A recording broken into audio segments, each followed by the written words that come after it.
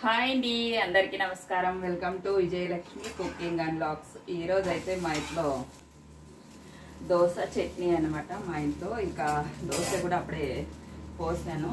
ఇంకా పిల్లలు తిని కాలేజీకి అయితే వెళ్తారనమాట. ఇప్పుడు ఇక చూడండి, పల్లి చట్నీ అయితే చేస్తున్నాను. షార్ట్ వీడియోలోనైతే ఫుల్ వీడియో వస్తుంది చూడండి. దోశలు మసాలా దోశలు ఉన్నట్లు ఉండాలంటారు ఇంట్లో అయితే గిన. నాకు కూడా ఇలానే ఇష్టము. ఎంత బాగా వచ్చాయి చూడండి దోశలు అయితే. ఈరోజు మీ ఇంట్లో ఏమేమి టిఫిన్, అలాగే కాస్త కొత్త ఛానల్ అయితే స్టార్ట్ చేసామన్నమాట. కిరాక్ కుకింగ్ డైరీస్ అని కొత్త ఛానల్ అయితే ఓపెన్ చేసాము. ఆ వీడియో కూడా సపోర్ట్ చేయండి ఫ్రెండ్స్ కాస్త.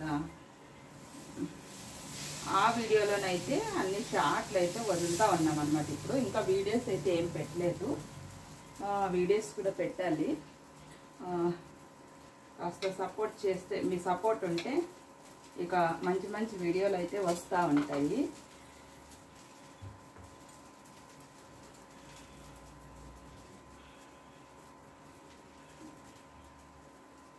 చూడండి, మా ఇంట్లో అయితే ఈరోజు దోశ చట్నీ, ఇది ఆలు పల్లెం అంటే చాలా ఇష్టం అన్నమాట.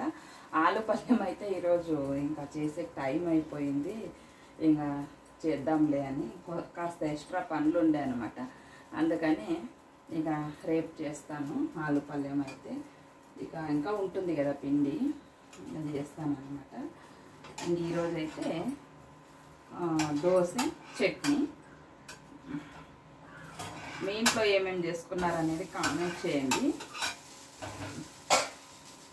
కావ్య, మధ్యాహ్నం అయితే గుమ్మడికాయలు ఆటోలో వేసుకొని అమ్ముతా ఉన్నారనమాట. వచ్చారు మా సందులో అయితే.